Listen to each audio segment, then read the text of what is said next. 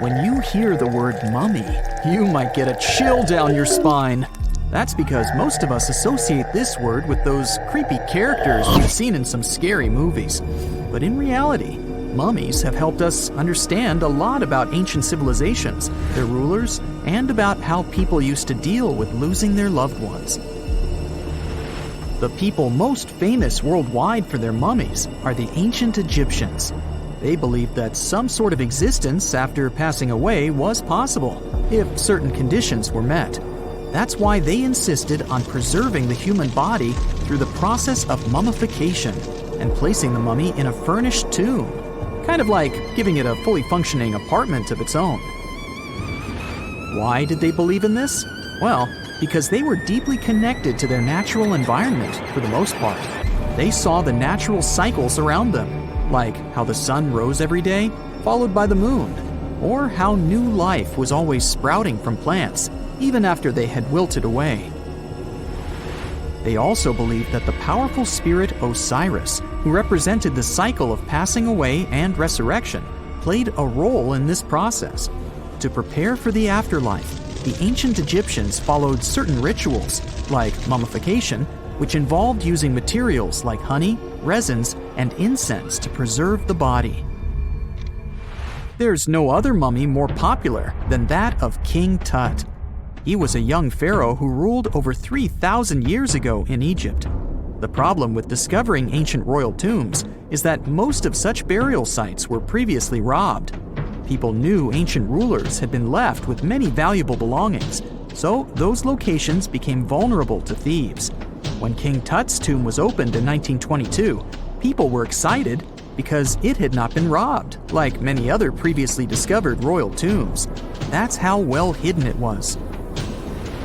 Inside, his mummy was encapsulated in a total of 3 coffins, including one made of gold. The objects found in his tomb showed us what ancient Egypt was like, and studying his mummy also helped us learn about the culture and practices popular at the time when he passed away. We also learned about his family by looking at his DNA. Scientists were able to discover that he had had a disease called malaria and a problem with his foot that might have made it hard for him to walk. Ramses II was another pharaoh in Egypt who ruled for 68 years, which was quite a lot back in the day. He was known for his expansion campaigns and building projects. Many objects from his time as a ruler still exist today, including a large statue of him. Ramses II was about 6 feet tall and lived to be about 90 years old. After looking at his mummy, scientists concluded that he may have had a medical condition that affected his spine. Now, remember those thieves I mentioned before? They are probably the reason why Ramses II ended up in a plain coffin in a secret collection of royal mummies at Deir al-Bahari, which was rediscovered in 1881. Thankfully, archaeologists were able to identify him because his journeys had been recorded on his wrappings. The process was really tedious too. In fact, in ancient Egypt, the mummification process could take a staggering 70 days to complete. A special person would say a very specific speech while delicately handling the body and drying it out using a type of salt called natron. They also used linen and resin to make the body look more lifelike and to wrap it in cloth. The tomb was equally as important for ancient Egyptians.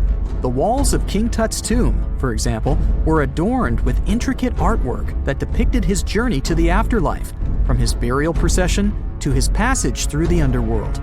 The ancient Egyptians believed that everyone made this journey after passing away, and they filled their tombs with items and paintings to help the person in their spiritual travels. Additionally, the walls of the tomb were decorated with spells from a special book, which contained a collection of poems that the Egyptians believed would help people reach the afterlife. And speaking of how important this journey was, people also placed food in these ancient tombs. In King Tut's tomb, archaeologists discovered 36 jars of vintage beverages and 8 baskets of fruit, which were believed to be left there to help him in his journey to the afterlife. The Egyptians believed that traveling to the afterlife took a really long time, so they left a lot of supplies, such as food and water, to sustain their loved ones. Pharaohs also generally had numerous luxurious garments and beautiful jewelry in their tombs to ensure that they would have a fashionable journey. These items included various types of linen clothing, such as tunics, scarves, gloves, and headdresses, as well as a lot of gold jewelry with precious stones, like bracelets, buckles, pendants, necklaces, rings, and even precious depictions of insects for protection. Some were also deposited with fans made from ivory and ostrich feathers to keep them cool in the afterlife. Some ancient rulers were even placed in their forever apartments along with boats. For example, Pharaoh Khufu built the Great Pyramid at Giza as his tomb, and a large ship was found inside. King Tut, however, was buried with multiple boat paddles, but no actual boat. Instead, he had 3 chariots and numerous walking sticks made of precious materials, perhaps indicating he'd rather travel to the beyond by land, not by water. Amongst the most interesting objects found near ancient mummies are bottles of oils and perfumes. If rulers were supposed to be fashionable, why not smell nice too, right? Also, some of them had some ancient kinds of board games, most of them made out of precious materials like gold or ivory. One of those games was called Senet. It was very popular amongst the ancient Egyptians and very similar to modern-day chess. The ancient Egyptians may have the most famous mummies out there, but they weren't the first to invent the procedure.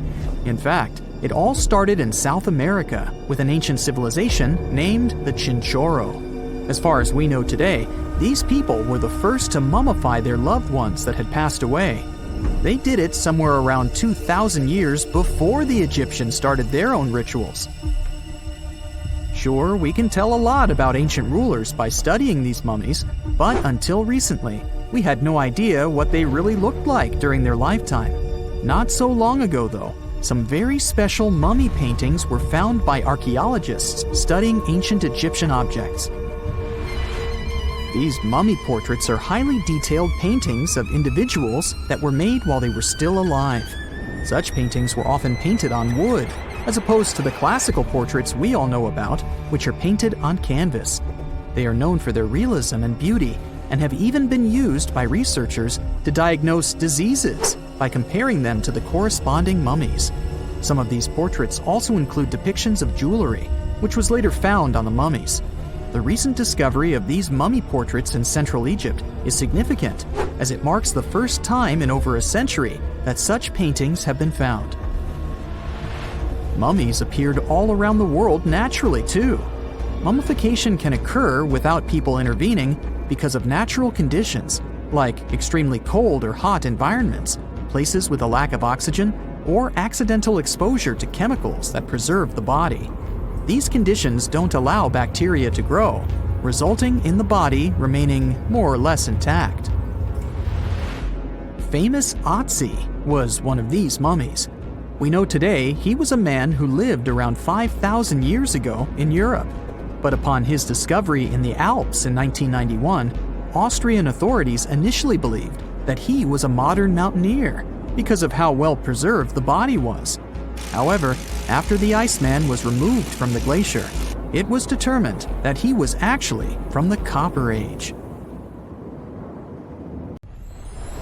Miles and miles of yellow sand, treeless mountain ridges, and scorching hot sun over your head.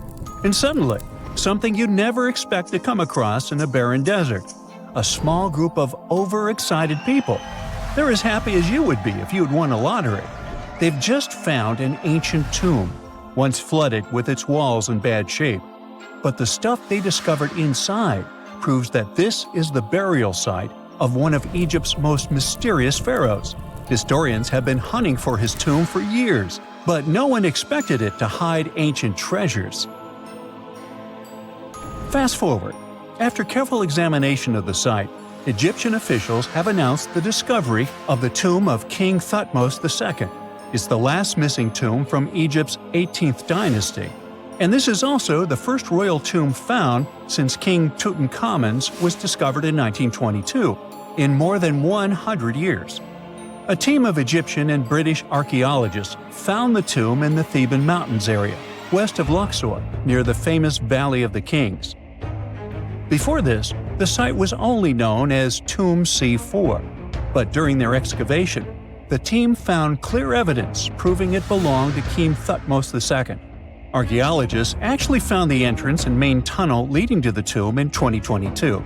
But at first, they thought it belonged to a queen because it was near the graves of Thutmose III's wives. It was also close to Queen Hatshepsut's tomb. Originally, it was prepared for her when she was just a royal wife, but everything changed when she became pharaoh.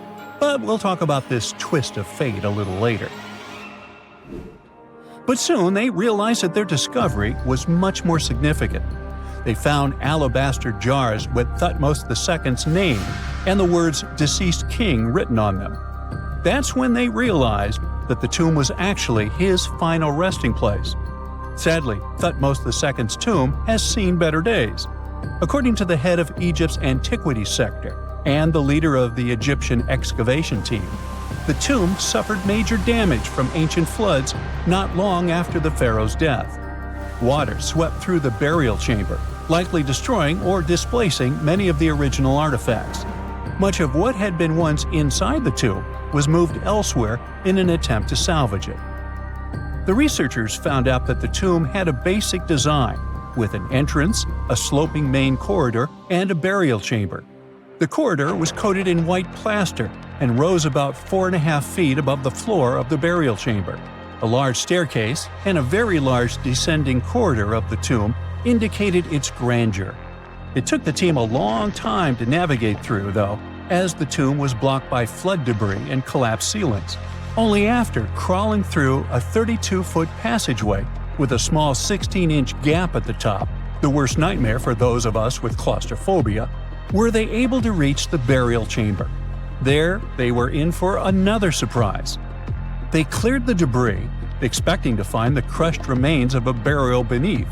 But the tomb turned out to be completely empty, and it was not due to robbery.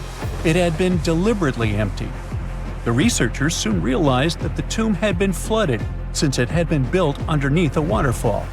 It happened just a few years after the king's burial, so the contents of the tomb were moved to another location.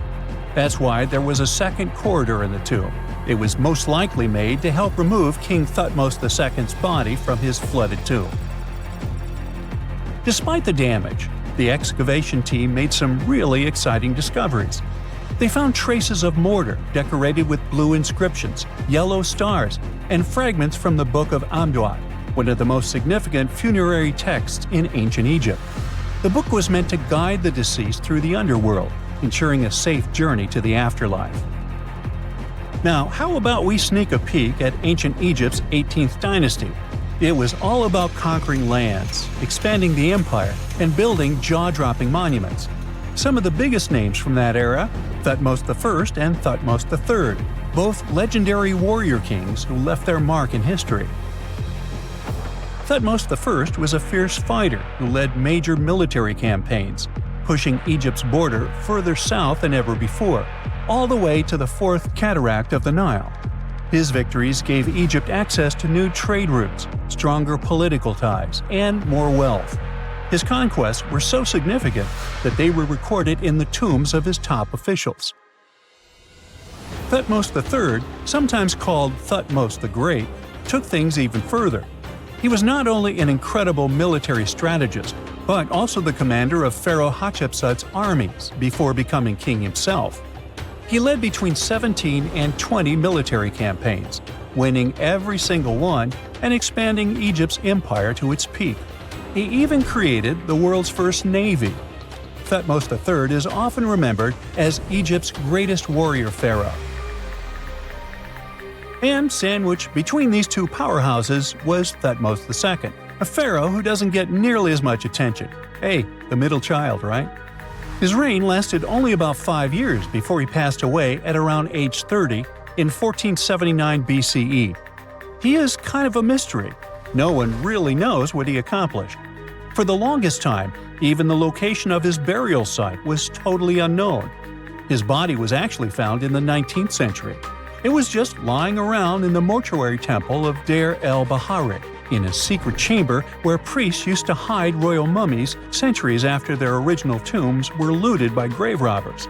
In other words, Thutmose II's body must have been moved from his original resting place at some point in history to protect it.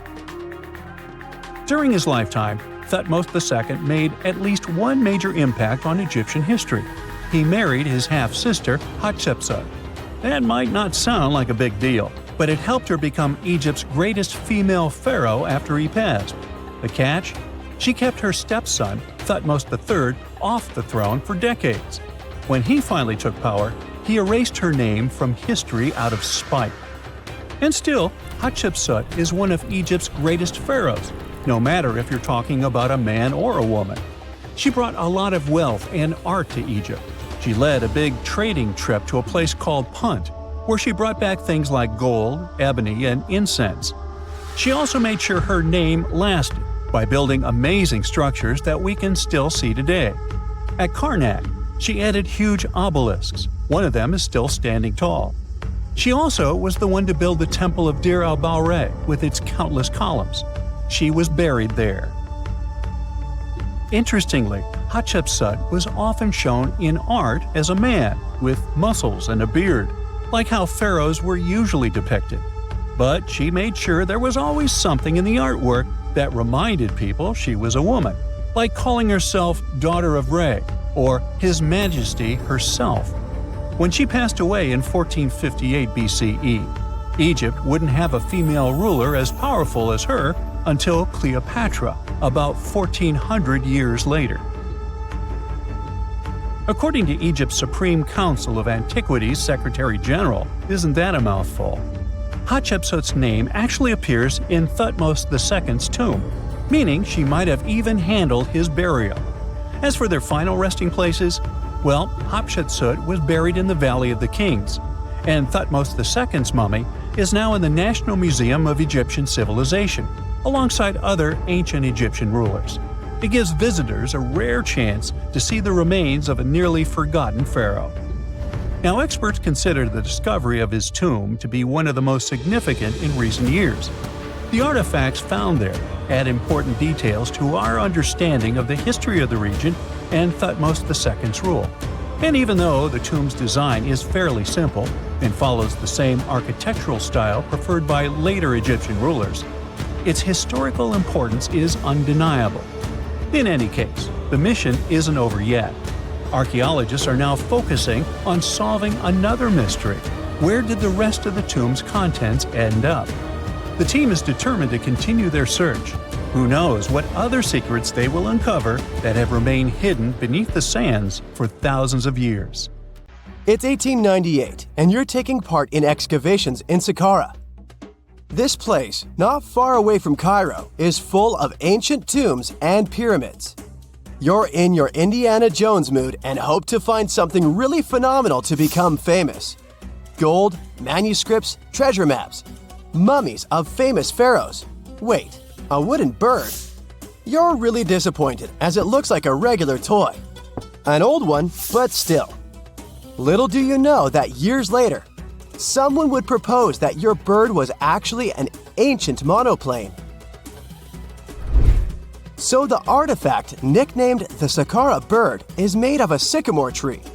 The birdie has a wingspan of just 7 inches and weighs around 40 grams. A perfect original souvenir from Egypt, I would say. It's over 2,000 years old and looks pretty plain, without any carvings of feathers or other intricate ornaments. It has a beak and eyes, though, which makes our find look like a hawk, the emblem of the deity Horus. Its tail is rather unusual as it's squared, looks weirdly upright, and it seems like the sunken part of it was the place for a now missing piece. Humans love solving a good mystery, so there have been several attempts to explain the use of the birdie. First, quite simply, is that it was a ceremonial object. The second idea is that it was a toy for a child from some well-off family. It could have been some sort of boomerang, which was a popular concept in ancient Egypt. Then there was a theory that the bird had been used as a weather vane. But this one has been debunked as the figure doesn't have any holes or markings, except for the one made at the museum in Cairo to fix the exhibit on a stick. So there was no way to hang it in the past. Almost a century after the bird was found, Egyptologist Dr. Khalil Masiha proposed a new theory that it could have been a model of a monoplane.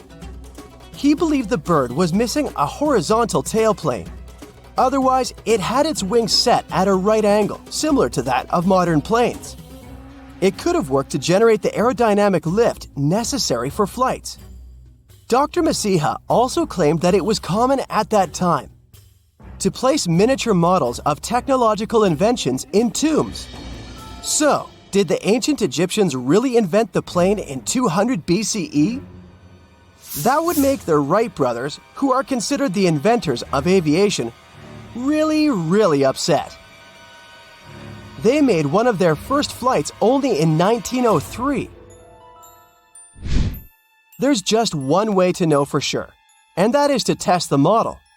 But you know, the ancient museum in Cairo would unlikely let one of their cherished exhibits fly around like a toy. That's why glider designer Martin Gregory built a similar model, this time of balsa wood, and concluded that even with the missing tailplane, the plane wasn't much of a flyer. Case solved? Not really.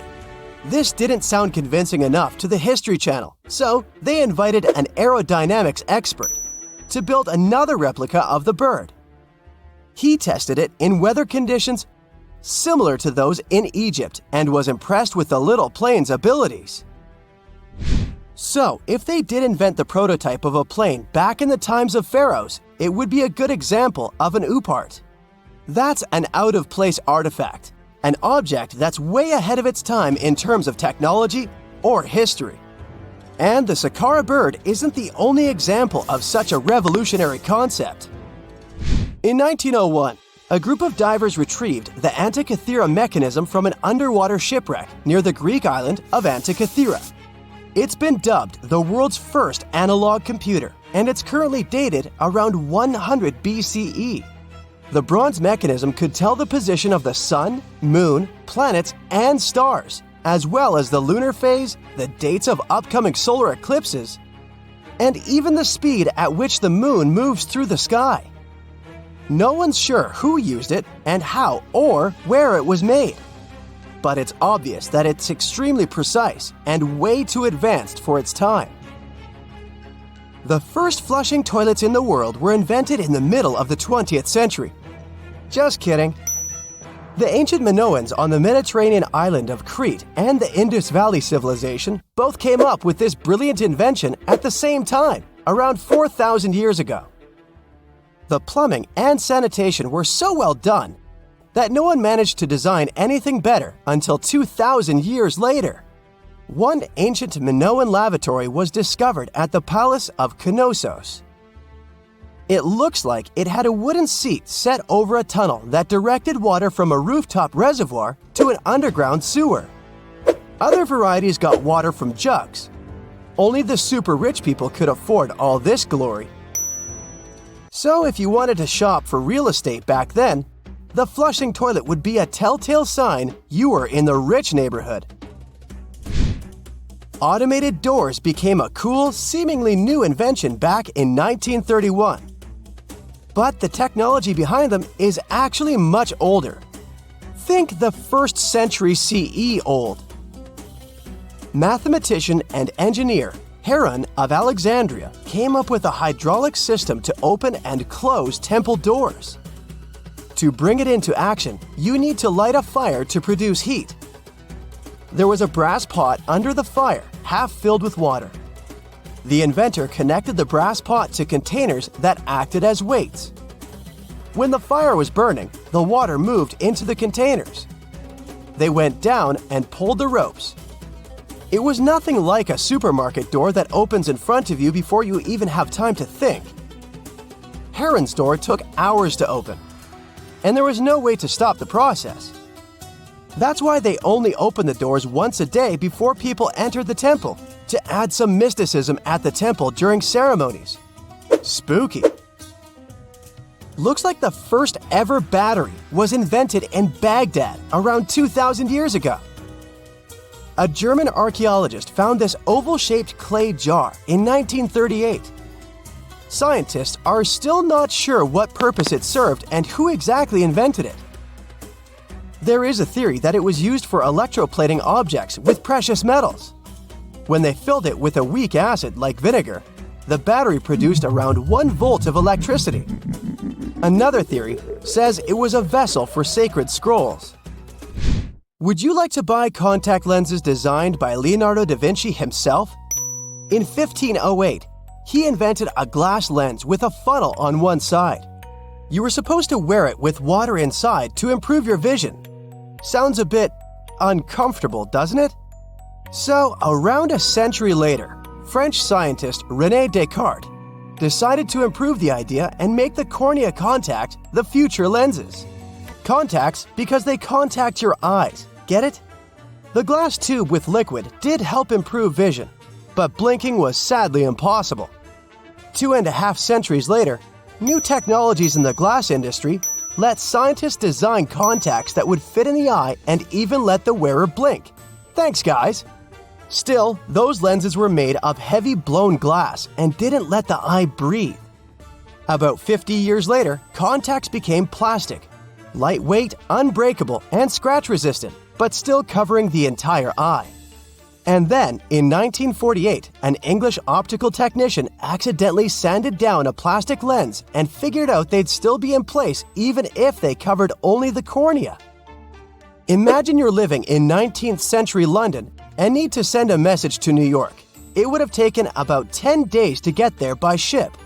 So when delivery time went from days to hours in 1858, it was a true sensation. The first message was sent by Queen Victoria herself. It was all made possible thanks to the transatlantic telegraph cable, running under the ocean. Sadly, the new cool invention only lasted a few weeks. It took years to bring it back to life. A gruesome discovery took place in Egypt some years ago. You want to hear about it? 16 human hands, carefully buried in 4 eerie pits. They didn't look too much like human hands at first, since they were abnormally large, but they were. Weirdly, there were only right hands. No left hands were in sight. It turned out that it points to the practice of an ancient dark ritual. Old Egyptian art and tales talked of a ceremony where warriors would present the right hand of their adversaries as proof of victory and ask for gold in return. Egyptians believed in the afterlife, so cutting off someone's hand meant you cut off their power eternally. Guaranteeing this type of defeat was interesting to the winning party. Here, the fight was between Egyptians versus Hyksos, who lived in what was once known as Canaan. Egypt has always been the center of some history-changing findings, and some time ago, this papyrus was found. If we stretched it open, it would be just a tad bigger than the height of a skyscraper. The world's tiniest skyscraper, which is located in Wichita Falls, Texas. When humans didn't write on their notes app, they wrote on this thing, made from the medulla of a papyrus plant. Around 2,000 years ago, ancient Egyptians wrote something reminiscent of a book where they describe most of their funerary traditions and their visions of the afterlife. It's considered one of the most important texts from ancient Egypt and is still sold in bookstores to this day. This ancient manuscript was unearthed from a chamber located just south of the Pyramid of Djoser, located in Saqqara. Oh yes, Djoser is the oldest pyramid in Egypt and not the Giza pyramids like most people think. So recently, the site of Saqqara buzzed with excited archaeologists who probably found one of Egypt's oldest complete mummies. They believe that this beautiful and well-preserved mummy was that of a wealthy man. He was discovered in a deep shaft, covered in layers of gold leaves. There are many symbols that show he was an important and wealthy man, like the band he wore on his head, the bracelet on his chest, and the fact that he was embalmed with a tunic, which was reserved for Egypt's finest. The most exciting part of the entire discovery was finding the resting place sealed with mortar, just as the ancient Egyptians had left it 4,300 years ago. Now this may sound weird, but back in 2008, archaeologists discovered a missing pyramid. Now it went missing because it deteriorated over the span of 4,000 years. Today, you can only see its base. It was a pretty important site back in ancient times. It is said that around the area of the pyramid, the ancients hosted a special type of ceremony where high priests would carry mummified remains of sacred bulls. Now, here's a fun fact. Ancient Egyptians believed that Apis bulls were earthly incarnations of the city deity of Memphis and was connected to rites of fertility. It wasn't just any Apis bull, though. They needed to be all black, with a single white mark between its horns and a bunch of very specific characteristics. They were selected by the local priests and honored until they passed away. After that, they were mummified and buried in underground galleries. Meanwhile, this missing pyramid sort of disappeared around the 1800s. It was a German archaeologist who first found it in the village of Saqqara. He called it the Headless Pyramid when he first found it. But then, years after the official discovery, the desert sand came along and covered the whole thing. There were some excavations between the 19th and 20th centuries, but they weren't too systematic. That's why scientists were so thrilled when they dug an entire pyramid's base after removing the 25-foot mound of sand that was covering it. Oh, and it turns out American archaeologists are excavating a cemetery in Egypt that could contain over 1 million mummified bodies. So far, archaeologists have dug around 1,700 mummies. One of the main differences from other classic Egyptian mummies is that these people weren't kings and pharaohs. They were commoners that most likely lived about 1,500 years ago, when Egypt was controlled by the Roman and Byzantine empires. The name of the cemetery is cool, though, the Way of the Water Buffalo, just in case you want to check it out on your next trip. Other than bulls and buffaloes, ancient Egyptians also liked baboons. Are you seeing a pattern here? In the beginning of the 20th century, archaeologists discovered a site filled with mummified baboons in a place called, guess what? The Valley of Monkeys. An animal wouldn't have been mummified if it wasn't considered important. Certain animals were more important than others, since they were linked to specific deities. Jackals were connected to Anubis, the ancient god of the afterlife, and cats were likened to the female deity Bastet. Baboons were a pretty big deal, since they were believed to be connected to Thoth, the deity of wisdom and advisor to Ra, one of Egypt's supreme deities. The archaeologists who studied these animals weren't too happy. They think these baboons were kept inside and were deprived of sunlight for most of their lives. They had extreme vitamin D deficiencies and they were poorly fed. Maybe Thoth got angry with these baboon keepers. Just a guess. Since there's never a boring day for archaeologists in Egypt, they also found human mummies with golden tongues. Since Egyptians were all about the afterlife, they believed that golden tongues might help a person speak once they pass to the other side. I mean, it's a long shot, but hey, why not? Some of these mummies were placed in wooden coffins with goods, such as necklaces, pottery, golden artifacts in the shape of lotus flowers and scarab beetles, and iPhones. Just kidding. A new temple was also unearthed recently in Egypt. Scientists believe it was dedicated to honor Zeus Cassios. That deity would be a cross between Zeus, the almighty Greek deity of the sky, and Mount Cassios.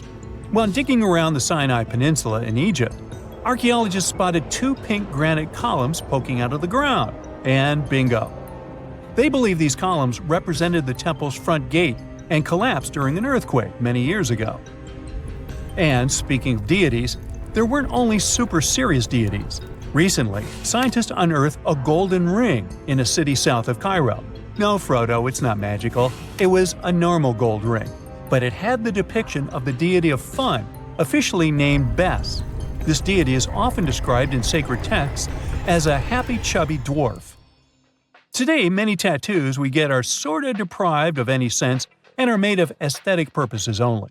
In ancient Egypt, though, women would get tattoos as a token of protection for childbirth. That's what scientists think, at least. Around the Nile region, scientists found some mummies that had well-preserved tattoos, which is a rarity since the skin deteriorates so easily. 2 of these women tattooed their lower backs, and the drawings were simple. They were mostly pictures, including that same chubby dwarf we just talked about, Bes. He also had a side hustle as the protector of women during childbirth. Now, would you believe me if I told you ancient Egyptians invented robots? No? Well, that's because that's not entirely true. Sure, they were astronomers, mathematicians, and engineers, and somehow they also squeezed an eccentric invention into that package – an automated deity some scientists called Hathor. This wooden statue had been in the Metropolitan Museum of Art for years before someone noticed its secret. With the help of an X-ray machine, specialists discovered a mechanical operating system inside it. The pulley-like axis goes from the statue's shoulder to her left leg. When the system rotates, the statue raises and lowers her hand. Hey, pick me! I got my hand up here. If there's a question that still baffles archaeologists to this day, it's this one. How did the ancient Egyptians build those magnificent pyramids? As far as we know today, their resources were quite limited, especially in terms of tools and building materials. We still don't have a fully satisfying answer, but hey, we've got some pretty amazing theories worth considering. The leading contender among these theories involves the clever Egyptians employing a sneaky strategy. Now picture this. They constructed a slanted and curving mound made of bricks, earth, and sand encircling the pyramid to be. As the pyramid grew taller and taller, they simply increased the height and length of this wacky structure. It's like they were playing an ancient game of Jenga. Now, how did they get those massive stone blocks up there? Well, according to the legendary ancient Greek historian Herodotus, they used sleds, rollers, and levers. It sounds like they turned construction into a supersized game of tug-of-war. And guess what? Herodotus also claimed that the Great Pyramid, the one from Giza, the granddaddy of them all, took a whopping 20 years to build. There's more. Herodotus also dropped a mind-boggling number on us. 100,000 men were supposedly involved in this pyramid extravaganza. Did they hire the entire Egyptian population? Well, it might not be as far-fetched as it sounds. These men were probably mostly farmers, so they probably focused on the pyramids when there wasn't much work to be done in the fields. Like during the flood season of the Nile River. Obviously, specialists in the archaeological community had something to add to this theory. By the late 20th century, they discovered some evidence that suggests the workforce might have been smaller and more permanent than previously thought. Instead of a massive army of 100,000 pyramid builders, they proposed that a modest crew of around 20,000 workers, accompanied by support personnel like bakers, physicians, and even spiritual leaders, could have gotten the job done. There was also this theory that claimed that the pyramids were actually built from the top downward. It suggested that these colossal structures were nothing more than isolated hills used as quarries. The stones were supposedly drawn from these hills, and over time, competing engineers took charge and transformed them into the iconic pyramids we know today. Now, before you dismiss this theory as a wild fantasy, some folks thought it wasn't completely crazy. After all, there are instances where isolated hills exist, so maybe this theory had a tiny glimmer of truth. Whether it involved ramp building or ingenious work schedules, one thing is clear. Those pyramids have definitely left their mark on history and on our imaginations. Now, speaking of ancient Egyptian mysteries, there's this gigantic unfinished obelisk sitting in ancient Egypt, and scientists are trying to figure out how it was shaped. Now, some people suggest that our industrious ancestors used handheld pounders to get the job done. One expert has a different take on the matter, though. He argues that if we take a closer look at the pattern left behind by the shaping tool, we'll notice something peculiar. The walls of the trenches surrounding the obelisk display a neat and even pattern, which is pretty unlikely if they were pounded away by mere mortal hands. According to this expert, those horizontal striations are usually the result of a tool that takes breaks while removing material, leaving its mark on the surface. But wait, there's more. Imagine the tool being rocked back and forth against the trench walls, clearing away the waste to keep the trench from narrowing. Well, in that case, the tool might have left some funky horizontal striations where it was pressed against the sidewall. This sounds like some fancy technology at play, don't you think? And guess what? The dynastic Egyptians probably didn't have access to that kind of know-how. Another famous Egyptologist from way back also uncovered a bunch of core drills during his adventures. Although the actual drill bits are missing, his collection houses these particular core remnants made of limestone, alabaster, and even granite. These constructions aren't the only amazing thing the ancient Egyptians left behind, though. As it turns out, the Egyptians were the genius minds behind the creation of the handheld mirror. Yeah, that little mirror you use every day to check yourself out. But here's the twist. These mirrors are like pieces of art. They were decorated with inscriptions and figures. But that's not all. The Egyptians had a serious concern with their appearance. They knew the importance of personal hygiene and looking fabulous. So, in their quest for pearly whites, they invented toothbrushes and toothpaste. Dental problems were pretty common back then, and their smiles weren't exactly all white. Dentistry wasn't their strongest suit, you see. Maybe their minds were distracted by all that pyramid building. So that doesn't mean those ancient toothpaste recipes weren't amazing. One delightful concoction included rock salt, mint, dried iris petals, and pepper. Some brave dentists in the 21st century tried it out, and it worked pretty well. Ground-up ash was also used in another recipe to create a tooth cleansing paste. Mint was missing, so that didn't do much for their breath. That's when the genius Egyptians came up with the world's first breath mints. They made tablets from heated spices like cinnamon, and they mixed it with honey. Now, let's shift gears to home decor, Egyptian style. They surely took ornamentation to the next level. While the concept of decorating furniture started in Mesopotamia, the Egyptians cranked it up a notch. They went all out with different colors of ink and even developed various weights of paper. Oh, and let's not forget about those cute little area rugs we all have in our homes today. Guess who came up with the idea? Yep, the Egyptians. They used the versatile papyrus plant to make those cozy rugs. And speaking of trends, the Egyptians loved their knickknacks. They had an assortment of small figurines in the shapes of cats, dogs, and people. These statues were made from various materials, like simple sun-dried mud to the ultimate bling of gold. It all depended on how loaded you were. The Egyptians were also all about farming, and they knew that clean water was crucial for their crops and animals. That's why they came up with some nifty inventions and techniques to make sure their land was fertile and their plants were happy. First off, they had the genius idea of using ox-drawn plows. They had two types of plows, heavy and light. The heavy plow would strut its stuff, cutting deep furrows in the soil, while the lighter plow followed behind, fluffing up the earth. But they didn't stop there. After plowing, the Egyptians would break up clumps of soil and sow the rows with seeds. To give those seeds a good old squish into the furrows, they'd march their livestock across the field, effectively closing up the furrows. But hey, all that hard work would be pointless if their seeds were as dry as the Sahara. That's where irrigation comes into play. The Egyptians were so good at it that other cultures, like the Greeks and Romans, couldn't help but copy their techniques. Now let's switch gears and talk about the marvelous architecture of ancient Egypt. These folks weren't just skilled farmers, they were also architectural maestros. They built these fancy canals to carry water to farms and villages, and boy, did they know how to make those canals look pretty. Just imagine strolling along a canal lined with ornate structures. The pharaoh Ramses the Great was quite the overachiever when it came to construction. One of his mind-blowing creations was the construction located at Abu Simbel.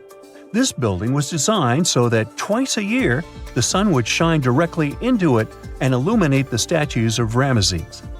And let's not forget about the corbelled arch. Without this architectural gem, we'd be missing out on some mind-boggling structures like the Great Pyramid. The Egyptians knew how to make things stand tall and proud, thanks to their engineering and construction wizardry.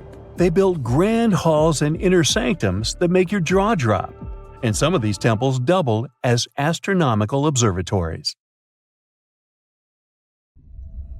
They found the tomb of a royal doctor who lived over 4,000 years ago, a man who held pharaohs' lives in his hands. This man knew secrets that only deities and kings were allowed to hear. And yet, when they opened his tomb in 2024, there was no body, just vivid paintings, untouched by time, and cryptic symbols carved into stone. Who was he, and why was he buried with spells linked to a scorpion deity? The tomb was buried deep beneath the sands of Saqqara. The doctor's name was Tetenebefu. He lived around 4,100 years ago, during one of Egypt's most mysterious turning points. right at the edge of glory and collapse. These were the final days of Egypt's Old Kingdom. The sun still glinted off freshly built pyramids, but the shadows were already creeping in. The pharaoh, Pepi II, had ruled longer than anyone before him, 90 years. But by the end of his reign, the country was cracking. The power was slipping, the regional leaders were rising, and the Nile floods grew unpredictable. In this shaky period, the mysterious doctor thrived. His tomb was discovered by a Swiss-French archaeological team in the shadows of old pyramids. The weirdest part was that when they uncovered his burial chamber, they found no body, no golden treasures either. Unfortunately, the tomb had been robbed long ago. But what remained was something even more fascinating: the words and images left on the walls. The paintings are still vibrant, bright colors that somehow survived all those years underground. The walls show jars, containers, strange abstract patterns, and geometric shapes. And then there are hieroglyphs, lines and lines of sacred script carved with precision, like someone had poured their soul into every curve. These inscriptions revealed who Teti-Nebi-Fu truly was. Turns out, he wasn't just any doctor. He was the conjurer of Serket. Now, Serket was the female deity of scorpions, sacred and terrifying. Egyptians believed she could stop venom, heal bites, and protect the living from toxic elements. The title, Conjurer of Serket, meant Teti-Nebi-Fu was a specialist in treating dangerous stings and bites. And if he got an entire tomb for himself, he may have been Egypt's top expert in those things, a man who healed with both medicine and magic. But that wasn't all.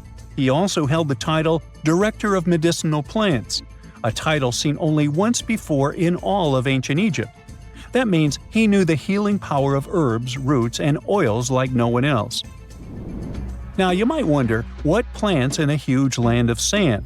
But in reality, ancient Egyptians used herbal medicine that would hold up in some labs today. They created pills, ointments, and inhalers. Most often, they chose some active ingredient, a flavor to make it easier to take, and something to deliver it into the body. Sound familiar? And yeah, they didn't have many traditional plants, so some of these ingredients were bizarre by our standards, like using crocodile dung and acacia mixed with honey. They even had formulas for anti-wrinkle creams. And apparently, our mysterious healer was also chief dentist. This title is almost never seen in ancient records. Evidence of Egyptian dentists is incredibly rare. Turns out, our ancient genius didn't just fight stings and study plants. He was also trusted with teeth and jaws, which were actually a huge problem in ancient Egypt. These people may have built wonders, but their teeth paid the price. Ancient Egyptians constantly caught grains of sand in their mouths. They often ate grit-filled bread and raw vegetables, which wore down enamel and caused a horrible condition called attrition. This led to tons of problems, including tooth loss. They had to improvise back in the day. For example, crafting the world's oldest known toothpaste from crushed rock, mint, and pepper, which ironically only made things worse for the gums. Or a toothpaste from things like eggshells, pumice, and natron, a salty mineral used for cleaning. They were also inventing mouthwashes from celery, bran, and herbs to ease the problem. Some mummies were even found with crude metal braces and gold wires attaching missing teeth. Though we're not sure if these were for the living, or was it just a nice little addition added as an afterlife gift. So, Teti-Nebi-Fu specialized in all these fields. 3 rare titles for one man. Now, back in the day, he must have been admired as incredibly knowledgeable. In a world without modern science, he would have been like a sorcerer who knows how some leaf or bark could save a life. That's why archaeologists believe Teti-Nebi-Fu wasn't just any doctor.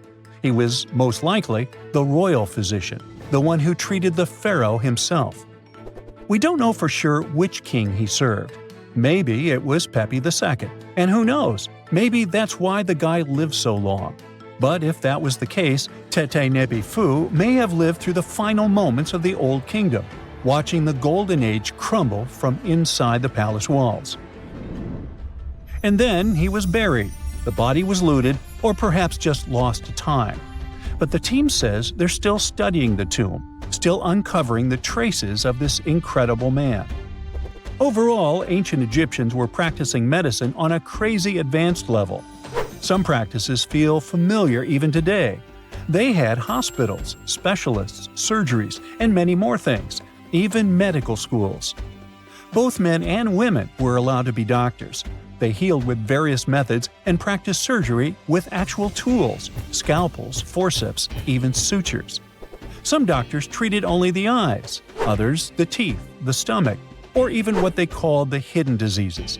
They knew how to clean and dress wounds, could set broken bones using splints made of wood or reeds wrapped in linen, and even prevented infections.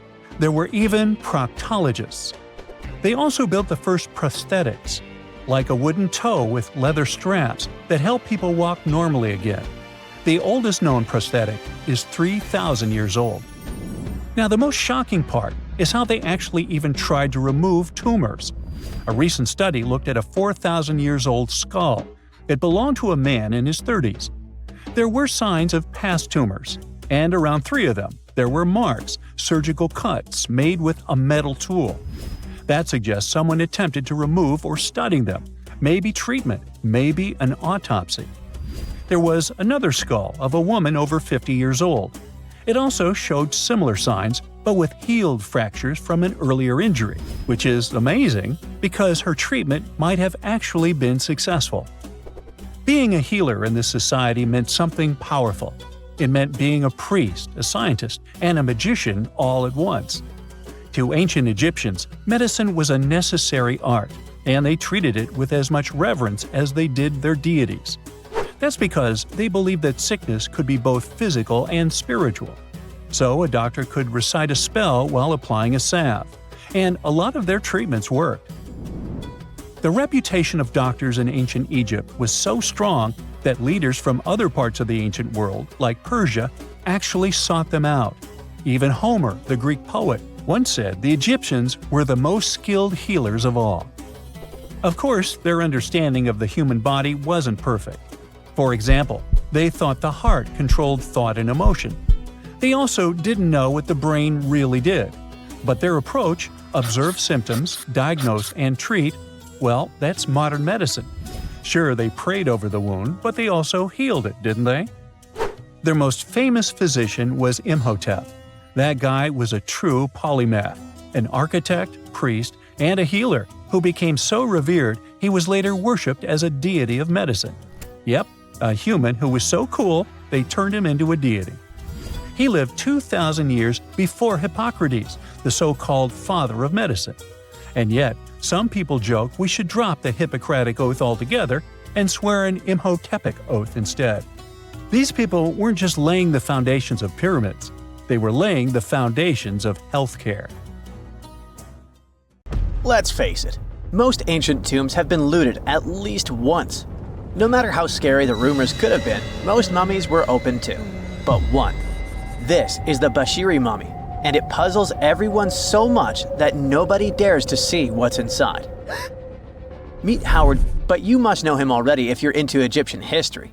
He's primarily famous for discovering King Tut's tomb back in 1922.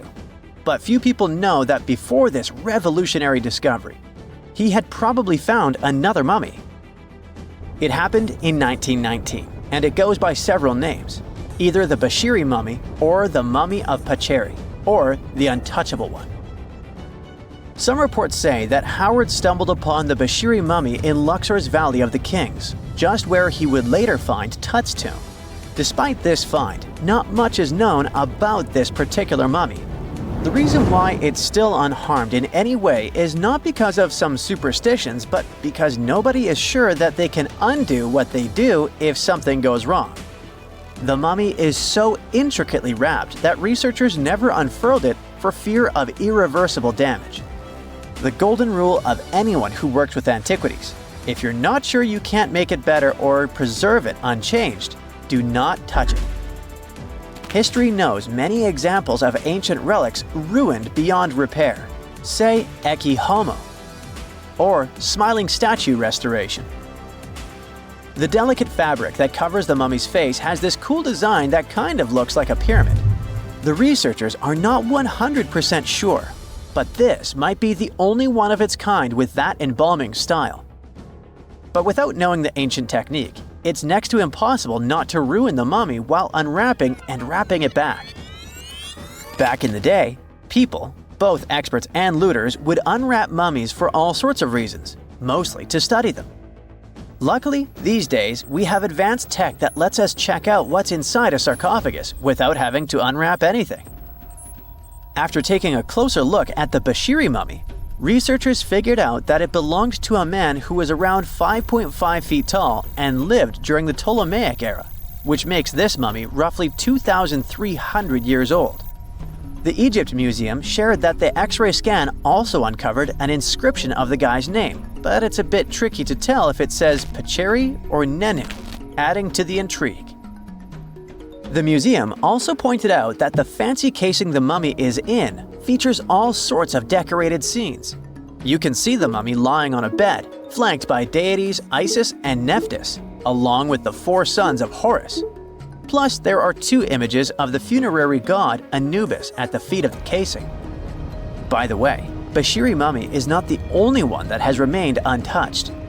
This is Issa Temkebde, and Gaston Maspero, a French archaeologist, made the decision to leave her mummy untouched, wanting to keep her resting peacefully since she was in such amazing shape. He did mention, though, that her tomb had been raided long ago. Thanks to some X-ray work, we learned more about the mummy. The scans revealed a few artifacts still wrapped up with the wife of a high priest, including amulets around her neck, right arm, and forehead. The X-rays also showed she had some dental issues and arthritis in her knees. While she passed away as an older woman, it's tough to pinpoint her exact age. However, various sources from her son's reign indicate that she was held in high regard in the kingdom. Isitemkebd served as the sister wife of Penejam II. You got me right, they were related by blood and were siblings, but back then it was pretty common to get married this way to preserve the purity of the bloodline. Say that to Habsburg, duh. Their chase for purity only led to inbreeding and the notorious Habsburg's jaw. Right, I guess we should not judge ancient Egyptian rules and morals, but what we can say for sure is that both Bashiri and Isitemkebd were incredibly lucky to stay untouched. The odds were not in King Tut's favor, though. The researchers' work hit him hard. The tomb itself was discovered in 1922, but it wasn't until 1925 that the nested coffins were opened during an excavation. The outer coffin, held together with silver pins, opened up to show another coffin shaped like a mummy, decorated with colorful glass and flower garlands. There were worries about the king's mummy because it had been exposed to moisture. The middle coffin was pretty heavy and didn't have any handles, so they had to be super careful taking it out. Inside the innermost coffin, which was solid gold and wrapped in a red cloth, they found the royal mummy, and this all went down on October 28, 1925. Tutankhamun's mummy, measuring about 6.07 feet, fit snugly into the innermost coffin, which was 6.17 feet long. You can already tell there was a problem, right? Imagine how hard it is to extract something as fragile as an ancient dried-up mummy, especially when there's not much room for maneuver. Plus, the mummy looked sus. It was pitch black. Howard Carter, the lead archaeologist of the expedition, estimated that around 2 buckets worth of oils had been poured over the mummy. But care had been taken to avoid the mask and feet. It was made to preserve him better. The body was positioned at a slight angle in the coffin, and there was a noticeable difference in the amount of dark oils on the right and left sides, indicating that the coffin might have tilted while being lowered into the sarcophagus. This oil created moisture inside the coffins, and over time, it reacted chemically, which Carter described as a sort of slow, spontaneous combustion, leading to the carbonization of the linen wrappings. Unfortunately, the combination of heat and moisture took a toll on the mummy's trappings as well. The crooked flail fell apart, the resin scarab cracked, and the threads holding the hands and mummy's bands started to decay, making everything quite fragile. Plus, the oils hardened over the years, effectively gluing the mummy and mask to the coffin's bottom. To try and separate the mummy from the inner and middle coffins, they were placed in the sun for several hours, reaching temperatures of 149 degrees Fahrenheit. Despite this effort, the mummy remained stuck, so the initial examination had to be done right where it was. The first part of Tutankhamun's mummy the researchers checked out was his lower legs and feet, meaning they started the examination from the bottom up. As they peeled back the bandages, they uncovered the first of many treasures wrapped up with the king. They took their time to carefully document and photograph everything they found. The inner layers of bandages were in pretty bad shape, mostly turning to dust, making it tough to figure out how everything was originally wrapped. Still, the overall methods matched what was seen in other nobles' mummies from that time. Lots of folded linen pads were used to shape the torso and thighs. The outer and inner bandages were made from fine linen, while the middle layers were coarser. They had some intricate bandaging around the shoulders and chest with a similar style around the groin. Each limb, along with fingers and toes, which were fitted with gold caps, was wrapped separately. Tutankhamun even wore gold foil sandals on his feet. They hoped to separate the mummy from the coffin by removing the outer bandages, but the resins had stuck the body to the coffin. So, the researchers ended up chiseling it out. To do this, they had to cut the torso in half at the hips and disarticulate the arms to continue unwrapping. Each part was treated with hot paraffin wax for stability, and later the hands and feet were reattached with resin. Finally, they used hot knives to detach the head from the mask.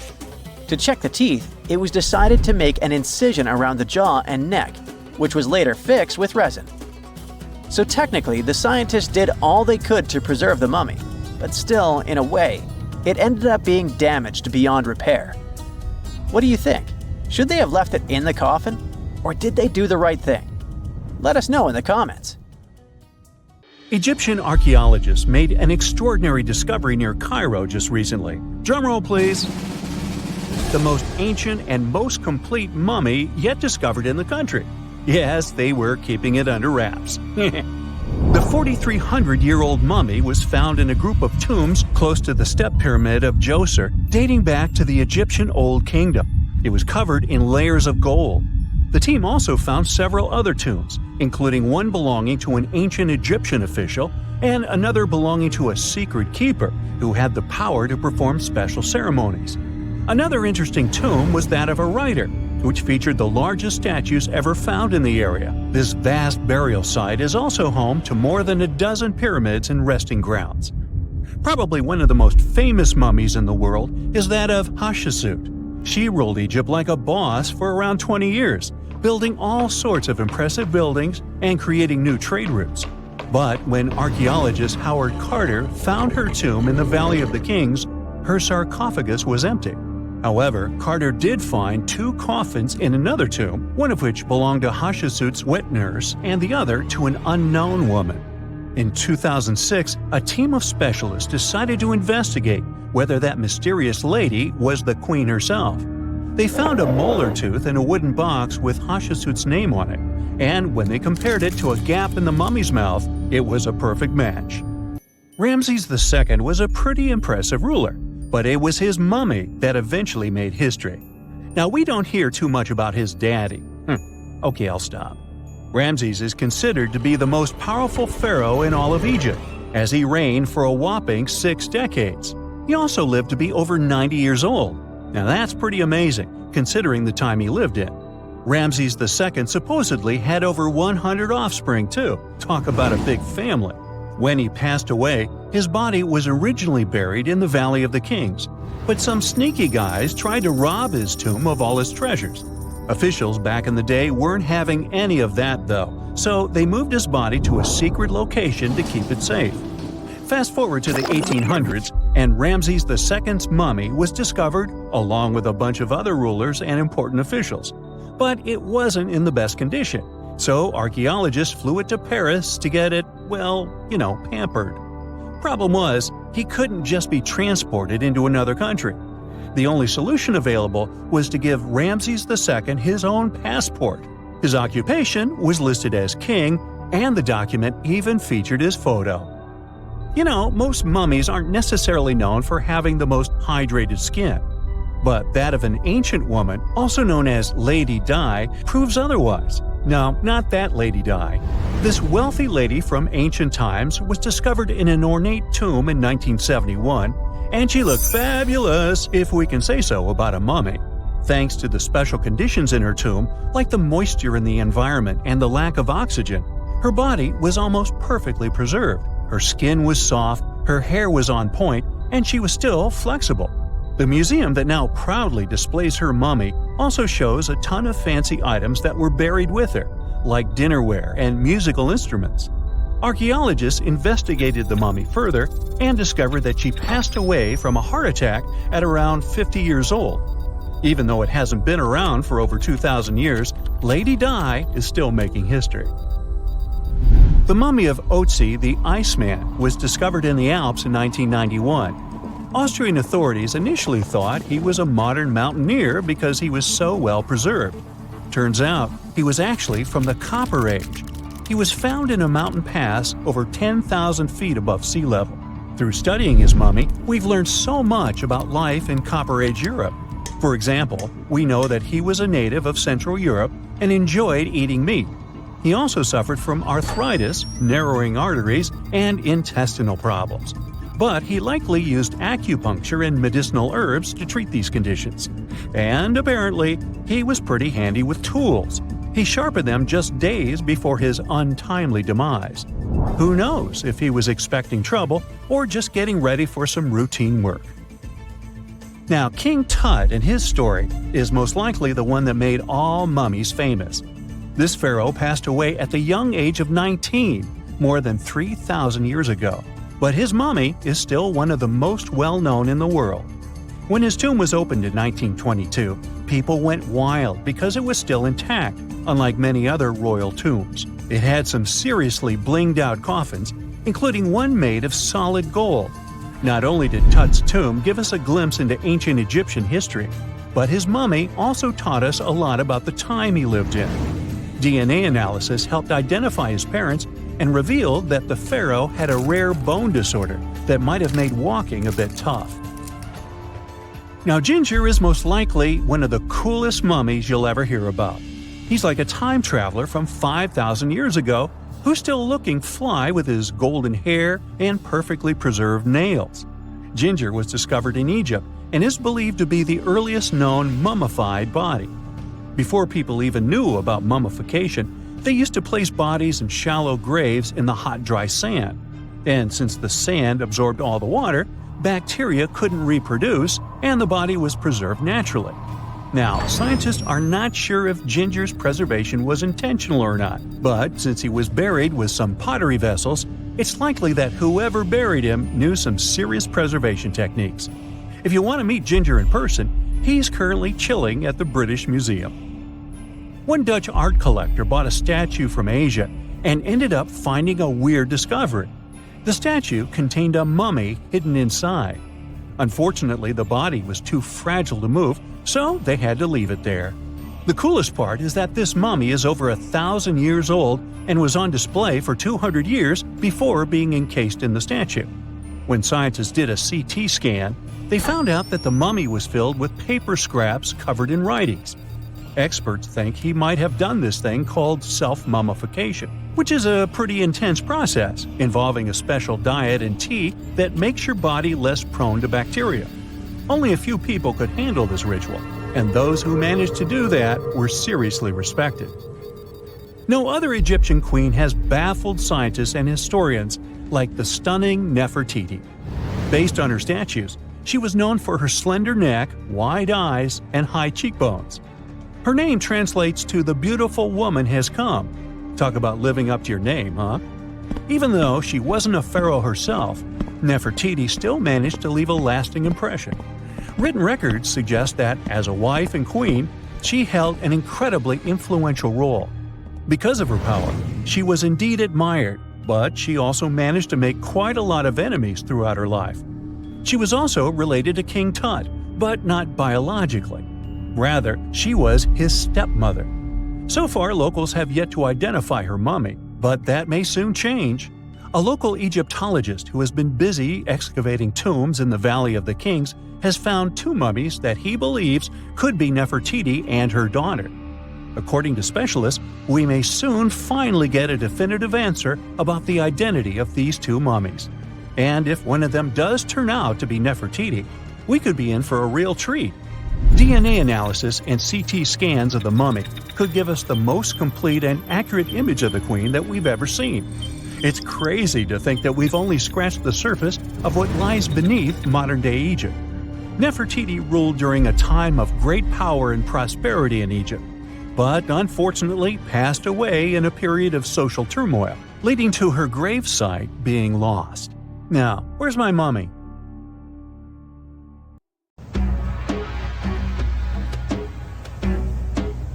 This is not a dune set. This is a very real desert in Niger.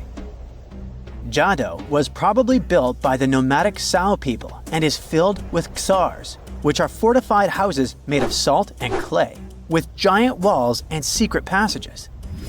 Located deep in the desert, it was once a vital stop for trans-Saharan caravans, but is now a hotspot for smugglers and bandits. The site has been off-limits since 2002 due to its dangers. The origin of the ksars remain a mystery. No archaeological studies have been conducted, leaving many questions unanswered. Even today, shifting sands reveal and conceal parts of these ancient ruins, fueling local speculation about what might still be hidden beneath the desert. Speaking of connective tunnels, scientists were blown away by the discovery of lava tubes in Saudi Arabia. These underground passages form when molten lava cools down. Researchers believe that ancient nomadic groups may have utilized these tunnels to survive the super harsh desert climates. While excavating the tunnels, archaeologists uncovered artifacts, rock art, and skeletal remains. The art and animal bones show that the people who used the tunnels were probably sheep and goat herders. They're still piecing together whether these groups lived in the tunnels for extended periods or just used them as temporary shelters. The Great Pyramid of Giza has been standing for thousands of years, but it's still hiding secrets. Using special scanning technology, scientists found 2 hidden structures under an ancient burial ground. The first is a shallow L-shaped structure, and below it is a much larger space that could be a final resting place or a chamber.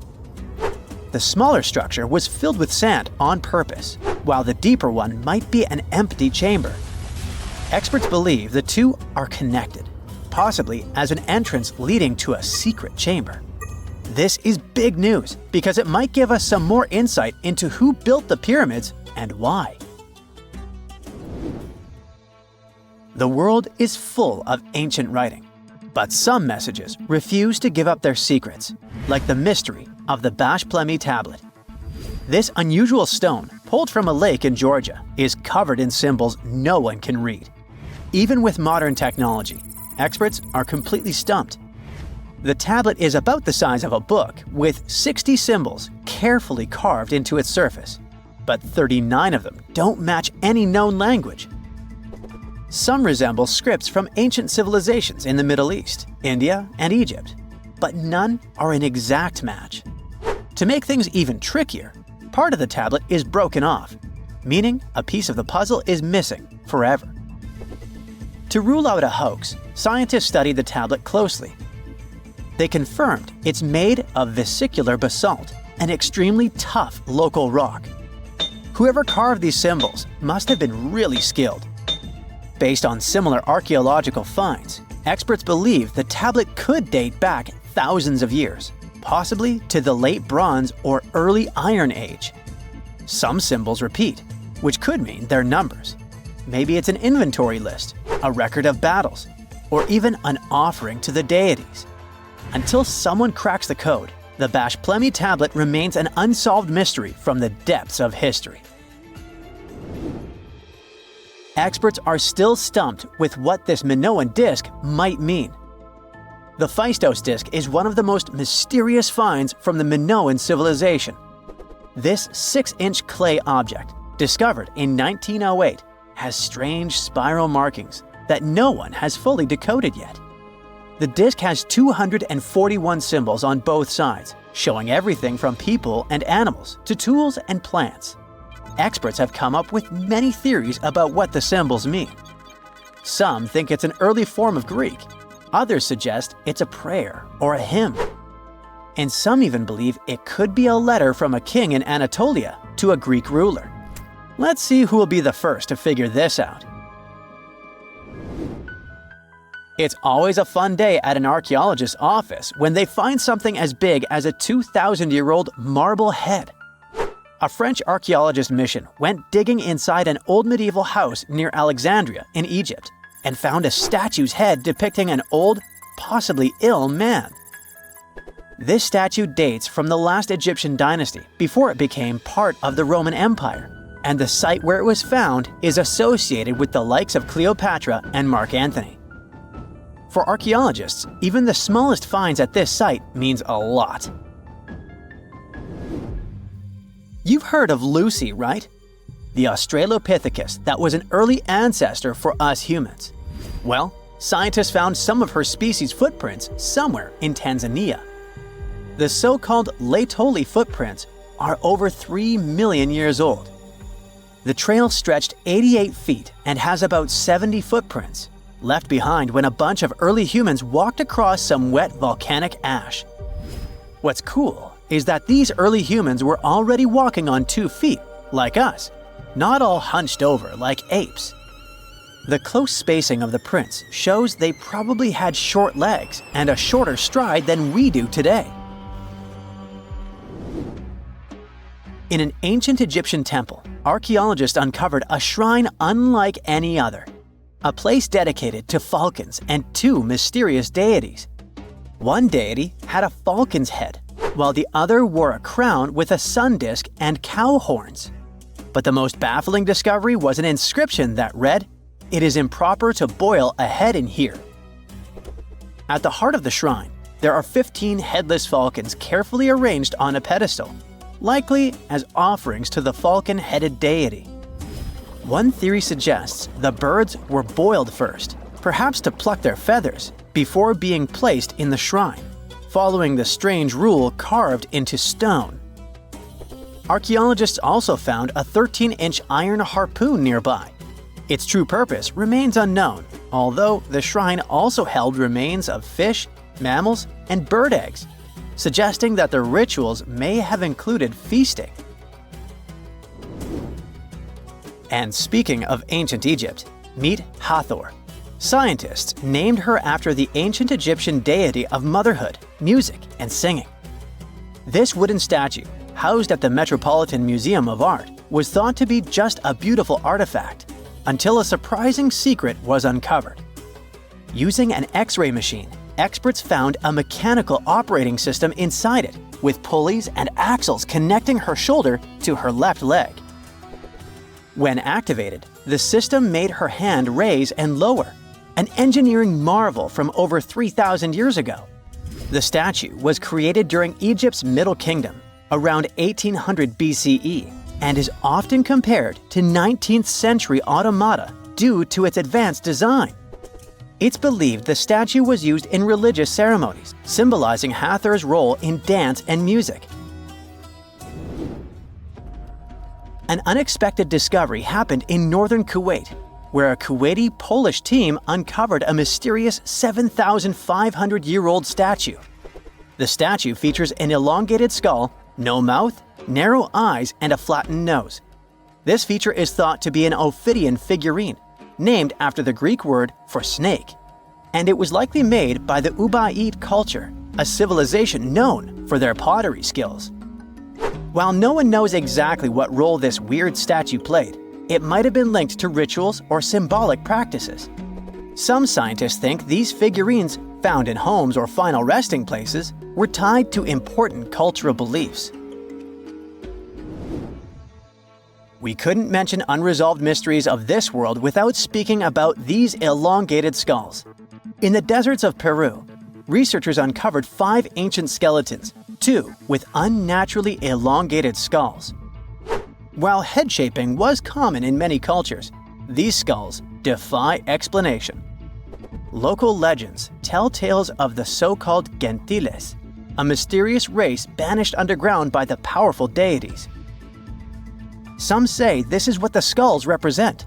Others think this is some type of genetic anomaly, which was confirmed after finding an infant skull, too large to be artificially shaped.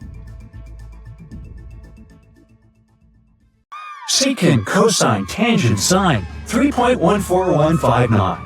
Yeah, that was the cheer we heard coming from the trigonometry club back in the day. For the rest of us in math class, terms such as sine, tangent, and pi were just bewildering. Who invented these and why? Was their only purpose to make it harder for students? Well, not quite. Trigonometry was invented by the ancient Egyptians. They needed this knowledge to construct pyramids, and they did a pretty good job too. The Great Pyramid in Giza still stands today, some 4,500 years after it was built. No recalls either. So let's get out of that classroom and on a journey through time to reveal the secrets behind the ancient Egyptians' precision. Here you are, standing on the Great Pyramid's construction site, some 9 miles from Cairo. Well, the city still isn't there, as you're surrounded only by the desert and teams of construction workers. They're transporting large stone blocks weighing 2.5 tons each. They're inside a wooden sled that sits on large rollers. A crew of 8 men rolls these blocks along the ground. You immediately think of the rollers on a supermarket cash register. The principle is exactly the same, but the scale is greater, much greater. Scientists estimate that the Egyptians used 2.3 million such blocks in the Great Pyramid alone. And the block in front of you is one of the lighter ones. The heaviest of them weighed up to 15 tons. But where did all these blocks come from? Most of them originated from quarries around Giza. It's not that impressive, you think, but wait until you hear how ancient engineers transported the granite used in construction over 500 miles to the pyramid. There were no railways or highways back then, but the mighty Nile was always there. Researchers even believe that the Egyptians dug a canal to connect the Nile directly to the pyramid's construction site. All they had to do then was to wait for the flood season to begin, and voila! The rising water levels floated the heavy stone blocks for them.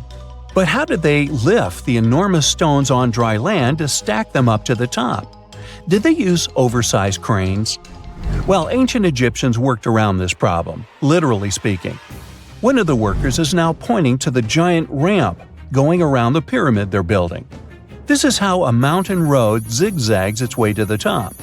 If the ramp went directly to the top of the pyramid, then workers couldn't pull the stone blocks along it. It would be too steep.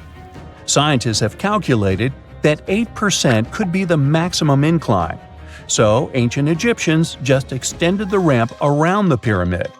Again, these are all theories, as the ramp could have been inside the pyramid, as some researchers suggest. The exact building method is still a mystery, guarded by the Sphinx. That's its real name, right? Wrong. As the Great Sphinx is just the statue's alias. You know, the name writers take when they want to hide their true identity, or a singer's stage name.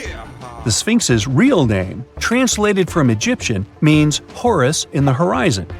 That was the name for the Egyptian deity of the sky. The trail of mystery doesn't end there. As a man walks past you with a bucket of paint, he's going to add a touch of color to the Great Sphinx. Researchers found specks of this red color next to its ear. That was some strong paint, as it survived for thousands of years. You are now standing straight in front of the Sphinx. You look up. It's very tall, right? 66 feet to be precise. Now resist the urge to take a selfie. You can do it.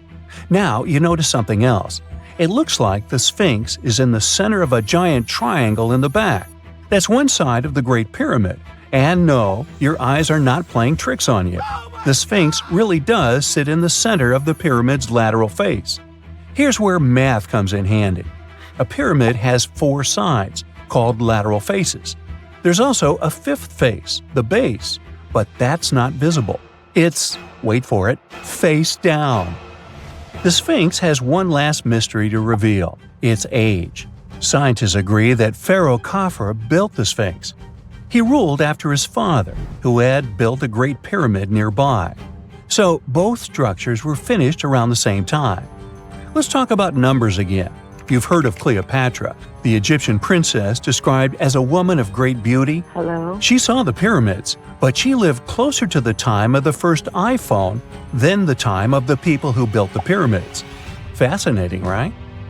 You can see thousands of people around you. They're working hard to build the pharaoh's tomb. But how many of them are there exactly? One Greek philosopher estimated there were as many as 100,000 workers. Seems like an okay number for such an enormous structure, but it can't be true. Science simply can't back up this number. Egyptologists put the total number of workers at 30,000. And yes, Indiana Jones was one of them, at least on the big screen, but he showed up late. Egyptologists know a lot about the pyramids, but not everything. Not because they don't want to, but because they haven't yet dug up enough evidence. They can only guess how the building process went. First, engineers would arrive to choose the right spot and do the necessary measurements. That's why they needed all that complicated math. Then, it's time for sourcing the material, the large stone blocks I mentioned earlier. When boats deliver them to the site of the future pyramid, workers can finally do their thing. They operated in smaller groups, but there were at least 2,000 of them chiseling and carving away at any given time. Sounds like a typical construction site today? Well, that's because it is, just thousands of years ago. It's amazing what ancient Egyptians were able to achieve with just copper and stone tools. The pyramid is now complete in front of you. But is it the same pyramid we see today? Why is this structure shining bright in the desert sun? Isn't it supposed to be a dusty yellow color? Well, no. Human activity and the elements have completely stripped the outer layer of stones over time. Expert craftspeople polished these blocks using nothing but stone and sand. The end result was a smooth and shiny rock. On the day it was completed, the Great Pyramid of Giza was a perfect triangle of light. Its polished sides acted like giant mirrors, reflecting the powerful Egyptian sun. This is the point where you should put your glasses on. And that shiny thing you see at the pyramid's very top is actually gold. The capstone at the top of the pyramid is called a pyramidion. It was covered in sheets of gold. As you can guess, these were the first stones to disappear. Let's make another stop before we get you back to your classroom. We travel to the British Isles, and no, Stonehenge isn't our destination. It is Newgrange in County Meath. Scientists estimate that the ancient peoples of Ireland built this stone monument around the year 3200 BCE. This makes it older than both Stonehenge and the Great Pyramid in Giza. The function of the circular mound in Newgrange is the same as the one of the Great Pyramid and equally mysterious. The estimated amount of loose stone present in the valley is over 220,000 tons. And it's not just randomly thrown on a pile. The order in which the stones are set makes the structure water-resistant. That would explain how Newgrange had survived for so long. Kinda makes you want to splash out the cash for that waterproof phone case, huh? Well, you're back in your school desk, but today's math lecture is the last thing on your mind. You're thinking about how great the Egyptian pyramids are, and if we have something similar today. It turns out modern engineers are just as impressed with the Great Pyramid as you are. There's a glass pyramid sitting in the main courtyard of the famous Louvre Museum in Paris. The panorama of San Francisco wouldn't be complete without the 48-story Trans-America Pyramid. But Las Vegas went the furthest. There we find the Luxor Hotel. It's so big that it's the third largest pyramid on the planet. And guess what's in front of it? Yup, a replica of the Sphinx. It's 110 feet tall, 2 stories higher than the one in Giza. Yeah, everything's bigger in Vegas.